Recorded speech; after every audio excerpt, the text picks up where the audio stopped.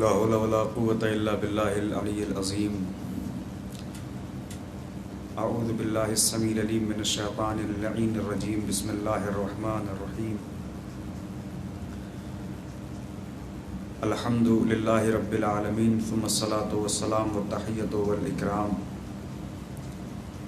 على سيد الأنبياء والمرسلين طه وياسين الرسول المسدد والنبي الممجد المصطفى الأمجد النبي الأمي المكي المدني القرشي العربي الهاشمي الأبطي التهامي السيد سيدنا ونبينا وشفينا وحبيب قلوبنا وطبيب نفوسنا مولانا ومقتدانا أبي القاسم محمد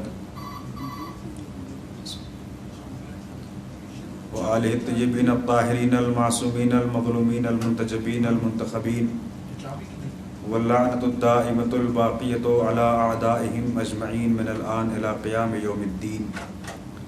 أما بعد فقد قال الله تعالى في محكم كتابه المبين وفرقانه الحميد وقوله الحق. بسم الله الرحمن الرحيم.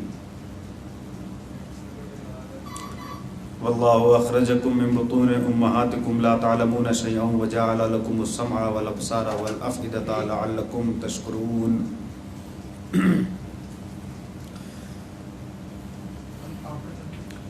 معزز سامعین،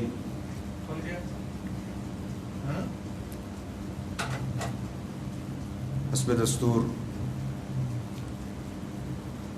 قرآن مجید کی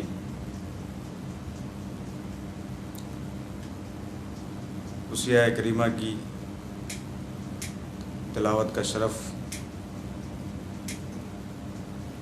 سرنامہ سخن کے عنوان سے حاصل کیا.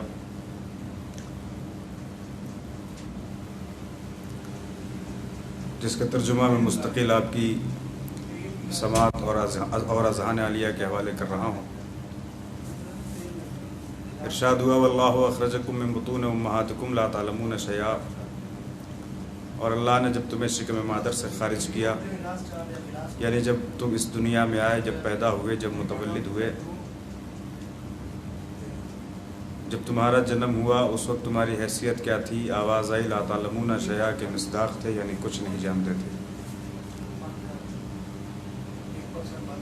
مگر اللہ کا یہ کرم ہے، اس کا احسان ہے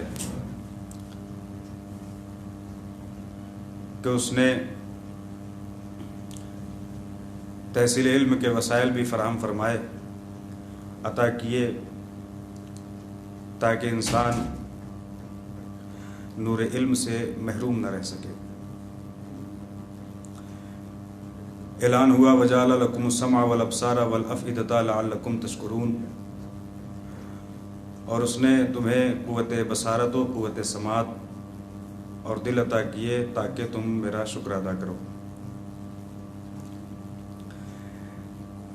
انسان دنیا میں آنے کے بعد جب شعور کی منزلوں میں قدم رکھنا شروع کرتا ہے تو اسے کچھ چیزوں کی حاجت ہوتی ہے، اور کیوں نہ ہو اس لیے کہ یہ مادہ بھی اللہ نے اس کے اندر رکھا ہے جسے خواہش کہتے ہیں. انسانوں کو اللہ نے دونوں چیزیں عطا کی. یہ واحد مخلوق ہے جسے دونوں چیزیں عطا کی گئیں. بقیہ فرشتوں کو صرف عقل دی گئی اور جانوروں کو صرف شہوت اور خواہش دی گئی. مگر انسانوں کو اللہ نے دونوں چیزوں سے آراستہ کیا. اس کے اندر خواہش بھی رکھی گئی اور عقل بھی رکھی گئی. اور انہی دو چیزوں کے ذریعے سے اللہ اپنے بندوں کا امتحان لیتا ہے، اور انہی دو چیزوں کی بنا پر یا اسے مرتبہ عطا کیا جاتا ہے یا پھر وہ اپنے مرتبے سے خود بخود انسان گر جاتا ہے. ہمارے امام صادق آل محمد علیہ السلام نے ارشاد فرمایا کہ اگر انسان خواہشات کو چھوڑ کر عقل کی پیروی کرے تو وہ فرشتوں سے افضل ہو جایا کرتا ہے، اور اگر عقل کو چھوڑ کر خواہشات نفس کی پیروی کرے تو پھر وہی انسان جانوروں سے بدتر ہو جایا کرتا ہے. المختصر یہ کہ انسان جب شعور کی منزلوں میں قدم رکھتا ہے تو اسے بعض چیزوں کی حاجت ہوتی ہے. ان میں سے ہر انسان دولت کا خواہش مند ہوتا ہے کہ وہ دنیا کا سب سے رئیس ترین انسان ہو جائے، یا اگر دنیا کا سب سے رئیس ترین انسان نہیں بھی ہوتا تو کم سے کم اس کے پاس اتنی دولت ہو کہ وہ اپنی ہر حاجت اور خواہش پوری کر سکے. دوسری چیز جو انسان چاہتا ہے وہ یہ کہ اس کے پاس اچھا سے اچھا مکان ہو، اچھا سے اچھا لباس ہو، اچھے سے اچھے کھانے کے امکانات اس کے پاس، اس کے دسترخوان پہ اچھے سے اچھے کھانے موجود ہوں. انہی تمام چیزوں میں سے جو سب سے اہم چیز ہے، جن کے اوپر یہ تمام چیزیں وہ نثار کر دیتا ہے، جس کے لیے دولت بھی قربان، مکانات بھی قربان، جائیداد بھی قربان، ہر چیز جس کے لیے قربان ہے، اس کا نام ہے عزت. انسان عزت سے سمجھوتا نہیں کرتا، ہر چیز دینے کو تیار ہوتا ہے، بلکہ ہمارے معاشرے میں جس کی کوئی عزت نہیں ہوتی ہے وہ بھی ایک مرتبہ اپنی عزت کی فکر کرتا ہے کہ ہم عزت سے کوئی سمجھوتا نہیں کر سکتے. لہذا ہر انسان عزت کی تلاش میں بھٹک رہا ہے. جو لوگ اپنے خدا کو فراموش کر بیٹھے وہ بھی عزت کی تلاش میں ہیں، جو لوگ اپنے خدا کو یاد کیے ہوئے ہیں وہ بھی عزت کی تلاش میں ہیں. لیکن انہی انسانوں کے بیچ اللہ نے کچھ نوری کچھ رہنماؤں کے انوار کو نازل کیا، جنہوں نے انسان کے ہر سوال کا جواب دیا، کبھی مناجات کے ذریعے سے، کبھی دعاؤں کے ذریعے سے، کبھی اپنی سیرت کے ذریعے سے، کبھی اپنے کردار کے ذریعے سے، کبھی اپنے اقوال و گفتار کے ذریعے سے. ان ائمہ نے انسانوں کے ہر سوال کا جواب دیا، بلکہ وہ سوالات جو انسانوں نے کبھی پوچھے بھی نہ تھے یا ان کے ذہن میں بھی نہ آئے تھے، ان سوالات کے جواب بھی ائمہ نے اپنے کردار و سیرت و گفتار و دعا کے ذریعے سے ائمہ نے انسانوں کو دے دیا ہے. بس ضرورت ہے تو اس بات کی کہ انسان تحقیق کرے، تلاش کرے، ورنہ رہتی دنیا تک کا کوئی سوال ایسا نہیں ہے، کوئی ایسی چیز نہیں ہے جس کا جواب اہل بیت اطہار علیہ السلام نے نہ دیا ہو. آج کوئی سوال دنیا میں اگر رونما ہوتا ہے تو وہ سوال نیا نہیں ہے. ہماری کم علمی ہے، ہماری کوتاہی ہے کہ ہم نے سیرت اہل بیت کو ویسے نہیں پڑھا جیسے پڑھنے کا حق تھا. ورنہ اہل بیت اطہار علیہ السلام جو باب مدینۃ العلم ہے، جو شہر علم کا دروازہ ہے، جناب جبریل جنہیں امت مسلمہ پیغمبر کا استاد کہتی ہے، وہ خود جناب جبریل مولا کائنات کے شاگرد ہے. اور جب مولا کائنات شہید ہوئے ہیں تو جناب جبریل کا یہ فقرہ ہے کہ میں یتیم ہو گیا. اب جا کے کوئی جبریل سے پوچھے کہ یتیم وہ ہوتا ہے جس کے باپ یا ماں مر جائیں، تم فرشتوں کا تو کوئی ماں باپ نہیں ہوتے، تو تم یتیم کیسے ہو گئے؟ تو جبریل آواز دیں گے کہ دیکھو، یتیم اصل وہ نہیں ہے کہ جس کے ماں باپ مر جائے، بلکہ اصل یتیم وہ ہے کہ جو اپنے استاد سے محروم ہو جائے، یعنی جس کے پاس علم نہ ہو. دراصل یتیم وہ ہوتا ہے. لہٰذا ائمہ نے ہر سوال کا جواب دیا ہے، اور کوتاہی انسانوں کی ہے کہ انہوں نے کاملاً سیرت آل محمد علیہ السلام کا مطالعہ نہیں کیا ہے. تمہیداً میں نے عرض کیا کہ ہر انسان کو کسی نہ کسی چیز کی حاجت ہوتی ہے. ان میں سے ایک حاجت ہے، وہ ہے عزت کی. انسان شہرت بھی کمانا چاہتا ہے، دولت بھی کمانا چاہتا ہے، نام و نمود بھی کمانا چاہتا ہے، جائیداد بھی کمانا چاہتا ہے، ہر چیز کمانا چاہتا ہے. لیکن ان سب کے ساتھ ساتھ وہ ہمیشہ اپنی عزت کی فکر کرتا ہے، عزت نفس کی فکر کرتا ہے، اور ہمیشہ اسے عزت کا خیال رہتا ہے. اور جب عزت پہ آنچ آتی ہے تو وہ یہ تمام چیزیں قربان کرنے کو آمادہ ہو جاتا ہے کہ ایسی دولت کس کام کی جس میں عزت نہ ہو، ایسی شہرت کس کام کی جس میں عزت نہ ہو، ایسی جائیداد کس کام کی، ایسی زمینداری کس کام کی جس میں عزت نہ ہو. اس کا مطلب یہ ہے کہ عزت ہی انسان کے لیے سب کچھ ہے، اور اس عزت کے لیے انسان ہر چیز کو قربان کرنے کے لیے تیار ہے. اب عزت حاصل کرنے کے بہت سارے طریقے انسانوں نے اپنائے. سماج میں عزت حاصل کرنے کے لیے کچھ نے یہ سوچا کہ اگر کوئی بہت زیادہ دولت کما لے تو وہ عزت دار ہو جایا کرتا ہے.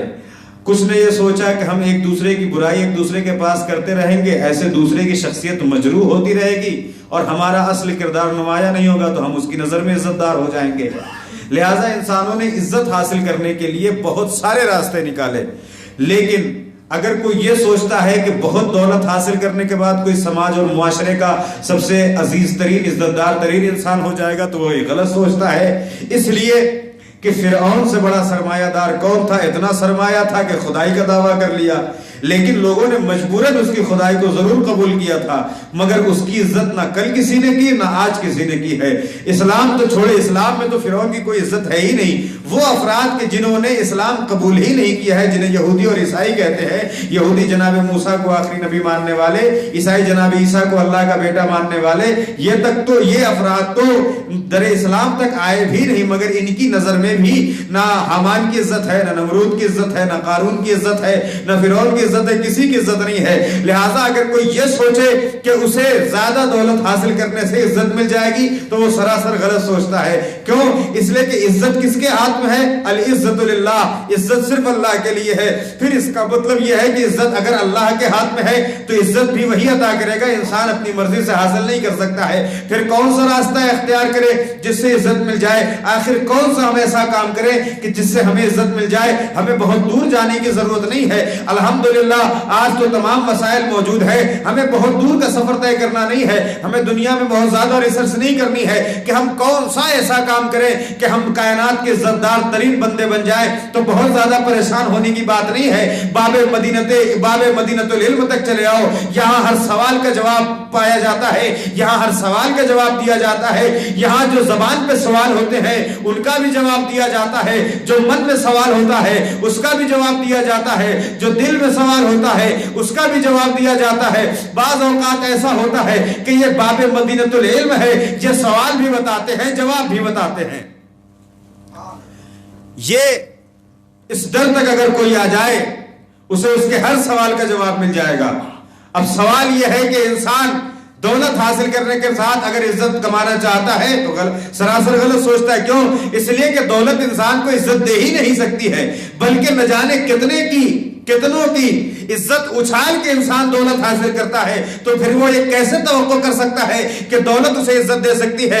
آئے در مدینۃ العلم پر، آئے باب مدینۃ العلم پر اور آ کے سوال کرے کہ مولا ہم کیسے عزت حاصل کریں، جبکہ قرآن ہم سے کہہ رہا ہے العزت للہ، عزت اللہ کے لیے ہے۔ اس کا مطلب عزت دینے والا وہی ہے۔ اب ہم کون سا ایسا عمل انجام دے کہ جو ہمیں عزت دار بنا دے، معاشرے میں عزت دار بنا دے، سماج میں عزت دار بنا دے، لوگوں کی نظر میں عزت دار بنا دے؟ ہمارے پاس دولت نہ ہو پھر بھی عزت دار ہو، ہمارے پاس شہرت نہ ہو پھر بھی عزت دار ہو، ہمارے پاس سرمایہ داری نہ ہو پھر بھی عزت دار ہو، ہم زمیندار نہ ہو پھر بھی عزت دار ہو، ہم سرمایہ دار نہ ہو پھر بھی عزت دار ہو، ہمارے پاس دنیا کی کوئی چیز نہ ہو، مال دنیا کے نام پہ ہمارے پاس کچھ نہ ہو، مگر ہمیں عزت دار ہونا چاہیے۔ پھر ہم وہ کون سا ایسا کام کرے؟ اب ہر انسان تو دولت حاصل نہیں کر سکتا، اگر ایک کلیہ جو زمانے والوں نے بنایا ہے اگر ہم اسی پہ تھوڑی دیر توقع کر لیں کہ ہاں صاحب اگر کسی نے بہت دولت کما لی تو عزت دار ہو گیا، اگر ہم یہ مان بھی لے تو ہر انسان تو دولت نہیں کما سکتا، پھر اس کا مطلب ہر انسان عزت دار بھی نہیں ہو سکتا۔ اس کا مطلب یہ کلیہ سراسر غلط ہے۔ باب مدینۃ العلم پہ آتے ہیں، در سرکار امیر المومنین پہ آتے ہیں، مولا کائنات مشکل کشا سے سوال کرتے ہیں مولا یہ بہت بڑی مشکل آن پڑی ہے، ہم چاہتے ہیں کہ عزت حاصل کرے لیکن ہمارے پاس وہ نسخہ نہیں ہے، ہم یہ بھی جانتے ہیں کہ عزت اللہ کے ہاتھ میں ہے، وہ جسے چاہے گا عزیز بنا دے گا، لیکن اللہ کسے عزت دیتا ہے؟ کون ہے جو اللہ جسے عزت دار بنانا چاہے؟ کون سا عمل انجام دے؟ عجب نہیں کہ امیر المومنین علیہ السلام آواز دیں کہ دیکھو اگر تم عزت دار بننا چاہتے ہو تو زیادہ پریشان ہونے کی بات نہیں ہے، کیونکہ سیرت امیر المومنین کا کاملاً مطالعہ ہونا چاہیے، صرف اقوال امیر المومنین کافی نہیں ہے بلکہ ان کی سیرت امیر المومنین علیہ السلام جہاں کہیں بھی تھے انہوں نے بندوں کی رہنمائی کی ہے، بزم میں تھے تو رہنمائی کی، رزم میں تھے تو رہنمائی کی، مکان کے اندر ہے تو رہنمائی کی، میدان جنگ میں ہے تو رہنمائی کی، علی نے ہر مقام پہ انسانوں کی رہنمائی کی ہے۔ لہٰذا اگر چاہتے ہو کہ عزت کیسے ملے گی علی کے در پہ آ جاؤ، اگر علی نے دن میں نہیں رہنمائی کی شب کا سناٹا ہوگا، علی کا مصلی عبادت ہوگا، علی محراب عبادت میں کھڑے ہوں گے، خدا کا یہ بندہ جس کے ہاتھوں میں جس کی ذوالفقار میں اتنی طاقت ہے کہ جس نے یہ بوانگ دہل یہ جملہ کہا تھا کہ دیکھو اگر علی کی شجاعت تقسیم کر دیا دیا جائے تو مشرق و مغرب میں کوئی بزدل پیدا نہیں ہوگا. کائنات کا شجاع ترین انسان جب مصلی عبادت بچھا کر محراب عبادت میں کھڑا ہوتا ہے اور اپنے پروردگار کی بارگاہ میں راز و نیاز کرتا ہے تو ایک فقرہ اس کی زبان سے جاری ہوتا ہے, الہی کفا بعزت ان اکون لک عبدا, میرے معبود علی کی عزت کے لیے اتنا ہی کافی ہے کہ تم میرا پرورد کہ میں تیرا بندہ ہوں. اس کا مطلب یہ ہوا کہ اگر کوئی عزت دار بننا چاہتا ہے, اگر وہ کوئی یہ چاہتا ہے کہ وہ کائنات کا سب سے عزیز ترین انسان, عزت دار ترین انسان بن جائے, تو اسے زیادہ پریشان ہونے کی ضرورت نہیں ہے, بلکہ اپنے آپ کو کاملاً اللہ کا بندہ بنا لے, کاملاً اپنے آپ کو اللہ کا غلام اور بندہ بنا لے. اللہ اسے کائنات کا سب سے عزت دار ترین انسان بنا دے گا. اگر کوئی عزت حاصل کرنا چاہتا ہے مولا کائنات کے اس جملے پہ عمل کرے جو امیر المومنین علیہ السلام خود اپنے لیے ارشاد فرما رہے. انہوں نے اپنے چاہنے والوں سے نہیں کہا کہ تم اپنے آپ کو اللہ کا بندہ بنا لو, بلکہ وہ خود کائنات کا شجاع ترین, سخی ترین, کریم ترین, مہربان ترین انسان, بافضیلت ترین انسان جب محراب عبادت میں کھڑا ہوتا ہے تو اپنے پروردگار سے کہتا ہے الہی کفا بعزت ان اکون لک عبدا, میرے معبود علی کی عزت کے لیے اتنا ہی کافی ہے کہ میں تیرا بندہ ہوں, میری عزت کے لیے اتنا ہی کافی ہے کہ میں تیرا بندہ ہوں. اتنا بافضیلت ترین انسان, کوئی ایسی فضیلت نہیں ہے جو علی کے پاس نہ ہو. پھر بھی مولا کو فخر نہیں ہے, یا علی آپ فاتح خیبر و خندق ہیں, یا علی آپ غدیر خود میں نبی نے آپ کو اپنے دونوں ہاتھوں پہ اٹھا کے آپ کی ولایت کا اعلان کیا تھا, یا علی آپ کی حکومت میں کوئی بھی غریب بھوکا نہیں سویا, یا علی آپ کی حکومت میں کسی کے ساتھ ناانصافی نہیں ہوئی, یا علی جب تک آپ زندہ تھے آپ کے سامنے کوئی بھی قضیہ آیا ہے آپ نے ان کا انصاف کے ساتھ انصاف کیا ہے, یا علی آپ کے در سے کوئی سوالی خالی ہاتھ نہیں گیا, یا علی آپ نے ہر سوال کا صحیح, ہر سوال کا معقول اور پورا جواب دیا ہے, یا علی آپ تو بغیر سوالات سنے ہوئے جوابات مکمل دے دیتے ہیں. میرے مولا آپ کائنات کے سب سے شجاع ترین انسان ہیں, آپ سے زیادہ بافضیلت کوئی نہیں ہے, لہذا آپ سے زیادہ کسی کو فخر کرنے کا حق حاصل نہیں ہے. وہی میرا مولا جو کائنات کی ہر فضیلت جس کے پاس ہے اس کو فخر کس بات پہ ہے, وَكَفَى بِفَخْرًا أَن تَكُونَ لِرَبَّا, میرے معبود علی کے فخر و افتخار کے لیے اتنا ہی کافی ہے کہ تو علی کا رب ہے. اس کے بعد مولا علی نے کیا دعا کی, یہ مناجات علوی ہے. اس کے بعد امام نے دعا کی کہ انتا کما احب, میرے معبود تو ویسا ہے جیسا میں چاہتا تھا, فجعلنی کما تحب, مجھے ویسا بنا دے جیسا تو چاہتا ہے. یہ چند فقرے امام کے چند کلمات ہیں, مگر انسان اگر اپنی عملی زندگی میں اس کو ڈھال لے تو پھر اسے کسی غیر کی ضرورت نہیں پڑے گی, بلکہ اس کے لیے اتنا ہی کافی ہوگا. کیونکہ جب انسان اسی لیے پریشان ہے کہ اس کو اپنی عزت کے ہر مقام پہ فکر ہوتی ہے, مگر جب یہ یقین ہو جائے کہ عزت یہی ہے کہ انسان اپنے آپ کو خدا کا بندہ بنا لے, تو پھر وہ یہی کوشش کرے گا کہ کسی بھی صورت میں وہ صراط مستقیم سے نہ ہٹے اور خدا کے کسی احکام کی نافرمانی نہ کرے. ہم نے اللہ کے ایسے بندے دیکھے کہ ان کے پاس کچھ نہیں ہے, یہاں تک کہ پینے کو پانی بھی نہیں ہے, مگر آج بھی وہ کائنات کے سب سے عزت دار ترین افراد ہیں. وہ کون لوگ ہیں, کہیں دور جانے کی ضرورت نہیں ہے. جب زمانے والوں نے کربلا کی تاریخ کو مٹانا چاہا تب بھی وہ روز روشن کی طرح نمایاں تھے, اور آج بھی روز روشن کی طرح نمایاں ہیں. حسین ابن علی کے جانثار. ارباب اعضاء, 8ویں محرم کا سورج ڈوب گیا, 9ویں محرم کی شب نمودار ہو گئی.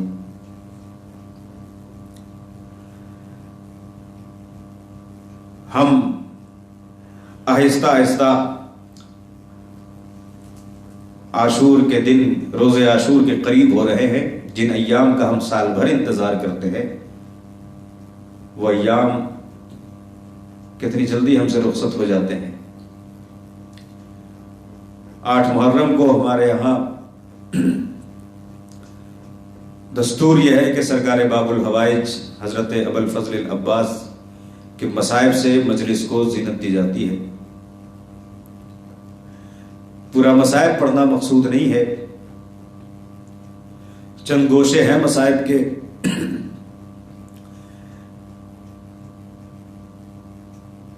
میدان کربلا سرکار باب الحوائج تشریف لائے. آقا اجازت عطا کریں، عباس بھی آپ پہ اپنی جان نچھاور کرنا چاہتے ہیں. میرے بھیا تمہیں کیسے اجازت دے دوں، تم میرے لشکر کے علمدار ہو. آقا وہ لشکر ہی کہاں رہا، عباس جس کا علمدار تھا. سرکار سید الشہداء نے فرمایا میں تمہیں اجازت، مرنے کی اجازت تو نہیں دے سکتا، مگر ہاں خیمے میں کچھ بچے پیاسے ہیں، اگر ان کے لیے پانی کی سبیل کر سکتے ہو تو کر دو. ارباب اعضاء خیام حسینی میں شب عاشور پیاس کا عالم کیا تھا اس کا کوئی اندازہ نہیں لگا سکتا، لیکن مقاتل میں جناب سکینہ سلام اللہ علیہا کے زبان سے نکلا ہوا ایک جملہ لکھا ہے. جناب سکینہ فرماتی ہیں شب عاشور ہمارے خیمے میں پیاس کا یہ عالم تھا کہ جن بچوں کی زبان، جن بچوں کے دہن پیاس کی وجہ سے کھلے ہوئے تھے وہ بند نہیں ہو پا رہے تھے، اور جن بچوں کے دہن پیاس کی وجہ سے بند ہو گئے تھے وہ کھل نہیں پا رہے تھے. ارباب اعضاء جب پیاس بچوں کو لگتی ہے تو وہ بول نہیں پاتے تو وہ گریا کرتے ہیں. وہ بچے کے پیاس کی وجہ سے جن کا منہ کھل نہیں پا رہا تھا، جن کا دہن کھل نہیں پا رہا تھا، تصور کرے کہ اگر وہ رونا چاہتے بھی تو کیسے روتے.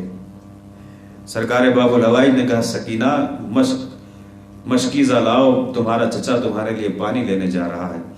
ارباب اعضاء سرکار باب الحوائج رخصت ہونا چاہتے ہیں، ہاتھ میں پرچم ہے، اس پرچم کی جو تحریر ہے نصر من اللہ ہے وفتح قریب. سرکار باب الحوائج کے ہاتھوں سے علم سرکار حسین ابن علی نے لیا اور اپنے اس تحریر کو کاٹ کے لکھا انا للہ و انا الیہ راجعون. سیدانیوں کو شاید حسین آگاہ کرنا چاہ رہے ہیں، سیدانیوں تمہاری چادروں کا محافظ جا رہا ہے، آخری دیدار کرنا چاہتے ہو تو کر لو. ارباب اعضاء سرکار باب الحوائج نکلے ہیں پانی لینے کے لیے، فرات کے قریب پہنچے، فرات پہ قبضہ کیا، چلو میں پانی اٹھایا اور ایک مرتبہ شاید پانی میں جناب سکینہ مولا حسین کی تصویر نظر آئی ہوگی. عباس تم کیسے پانی پی لو گے، ابھی خیمے میں سکینہ اور حسین ابن علی پیاسے ہیں. ارباب اعضاء سرکار باب الحوائج مولا عباس نے پانی کو دریا کے حوالے کیا. مشکیزہ بھرنے کے بعد اب واپس خیام کا رخ کرتے ہیں، اور یہ عجلت اس بات کی ہے، جلدی اس بات کی ہے کہ کسی بھی صورت بس پانی خیمے حسینی تک پہنچ جائے، اطفال حسینی سیراب ہو جائے، جناب سکینہ کی پیاس بجھ جائے، علی اصغر کو پانی مل جائے، بس کوشش اس بات کی تھی.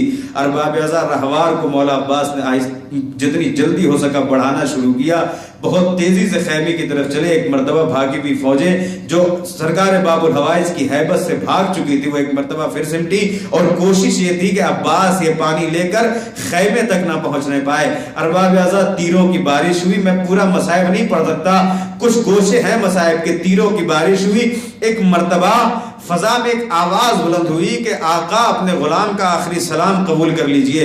ارباب اعضاء حسین نے جیسے ہی یہ جملہ سنا ہے، ایک مرتبہ حسین مقتل کی طرف دوڑے ہیں اور زبان پہ ایک فقرہ ہے یا اخی الان انکسر ظہری. ارباب اعضاء بچپن کا دوست حبیب شہید ہو چکا ہے، جناب علی اکبر آنکھوں کی بینائی لے جا چکے ہیں، بھیا کے نشانی قاسم پامال ہو چکے ہیں، لیکن ابھی تک حسین کی زبان پہ ایسا کوئی فقرہ جاری نہیں ہوا تھا. اب جیسے ہی عباس کے آخری سلام کی آواز بلند ہوئی ہے، حسین کی زبان سے ایک فقرہ نکلا یا اخی الان انکسر ظہری. اے میرے بھائی اب حسین کی کمر ٹوٹ گئی. آپ تصور کریں کہ حسین اپنی ٹوٹی ہوئی کمر لے کے میدان کربلا کے مقتل کی طرف دوڑے ہیں. اب حمید ابن مسلم کہتا ہے کہ حسین اتنی تیزی سے دوڑے ہیں کہ جیسے کوئی نوجوان دوڑ رہا ہو. آخر عباس کی آواز نے حسین کو اتنا بے چین کر دیا تھا.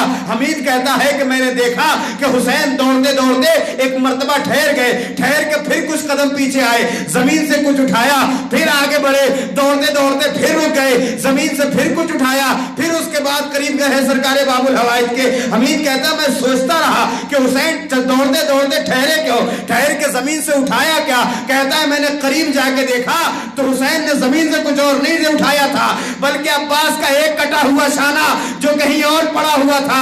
حسین ابن علی نے ایک مقام سے عباس کا ایک بازو اٹھایا, دوسرے مقام سے دوسرا بازو اٹھایا. آئے ہیں عباس کے قریب, میرے بھیا یہ کیا حالت ہے؟ میرے بھیا خیریت تو ہے؟ کہا آقا شاید میرا آخری وقت قریب آ گیا ہے, میں نے آپ سے کچھ نہیں مانگا ہے, میری آخری تمنا ہے. میرے بھیا بتاؤ کیا تمنا ہے؟ کہا آقا ایک آنکھ میں تیر پیوست ہے, ایک آنکھ میں پیشانی کا خون جمع ہوا ہے, تمنا یہ تھی کہ آخری وقت آپ کا دیدار کر لوں, لیکن آقا میں کیا کروں, میں آپ سے کوئی خدمت لینا نہیں چاہتا. آقا میں خود آپ کا خادم ہوں, اگر میرے شانے موجود ہوتے, میرے ہاتھ موجود ہوتے, میں اپنے ہاتھوں سے خود اپنی آنکھوں کا اپنی آنکھ کا خون صاف کر لیتا, لیکن مولا کیا کروں, شانے کٹ چکے ہیں اور آپ کی زیارت کی خواہش ہے. امام نے اپنے ہاتھوں سے عباس کی آنکھ سے خون صاف کیا. عباس نے ایک مرتبہ حسین کو حسرت بھری نگاہوں سے دیکھا. عجب نہیں کہ عباس کی نظروں میں پیاسی سکینہ کی تصویر گھوم رہی ہو. ارباب اعزاز سرکار باب الحوائج نے کہا آقا میری ایک اور وصیت ہے. کہا میرے بھیا کہو کیا وصیت ہے؟ کہا میرے لاشے کو خیمے میں نہ لے جائیے گا, میں اپنی سکینہ سے بہت شرمندہ ہوں. میں نے وعدہ کیا تھا کہ سکینہ تیرا چچا تیرے لیے پانی لے کے آئے گا. ارباب اعزا یہ وصیت تو امام نے پوری کی. ایک مرتبہ حسین نے کہا بھیا ارے میری اپنے آقا کی بھی تو کوئی خواہش پوچھ لو. کہا مولا فرمائیے کیا خواہش ہے؟ کہا زندگی بھر تم نے مجھے اپنا آقا کہا, حسین کی حسرت ہے کہ ایک مرتبہ بھائی کہہ دو. ارباب اعزا ادھر حسین کی زبان سے بھائی نکلا, روح قفص انشری کو پرواز کر گئی. عباس دنیا سے رخصت ہو گئے. حسین نے علمدار کا علم اٹھایا اور ایک مرتبہ خیمے کا رخ کیا. مشکیزہ چھدا ہوا ہے, علم خون میں لت پت ہے. خیمے میں حسین علم لے کے آتے ہیں. اب سیدانیوں کا عالم یہ ہے کہ اب تک جس شہید کا جنازہ آیا تھا سیدانیوں نے اس کا نام لے کے ماتم کیا تھا. اکبر کا جنازہ آیا سیدانیوں نے واہ اکبرہ کہہ کے ماتم کیا. قاسم کا جنازہ آیا سیدانیوں نے واہ قاسمہ کہہ کے ماتم کیا. اونو محمد کا جنازہ آیا شہزاد سیدانیوں نے واہ محمد والیہ کا نعرہ لگایا. لیکن جب عباس کا پرچم خیام حسینی میں آیا ہے سیدانیوں نے ایک حلقہ بنایا, عباس کا پرچم درمیان میں ہے. اب سیدانیوں نے واہ عباسہ کہہ کے ماتم نہ کیا بلکہ سروں پہ ہاتھ رکھا.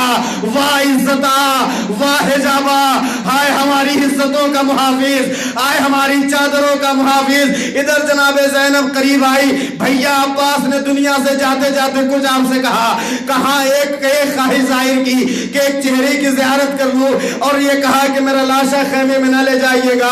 شہزادی زینب پوچھتے بھیا آپ نے بھی عباس سے کچھ کہا؟ ہاں میری تمنا تھی کہ میرا بھائی عباس مجھے ایک مرتبہ بھائی کہہ دے. جناب زینب نے کہا بھیا ارے آپ کی یہ خواہش تو پوری ہو گئی, آپ نے عباس کے دہن سے اپنے آپ کو بھائی سن لیا. لیکن ہائے رے زینب زندگی بھر میری چادر کا محافظ مجھے شہزادی کہتا رہا, مجھے تمنا رہ گئی کہ اپنی زبان سے ایک مرتبہ بہن کہہ دے.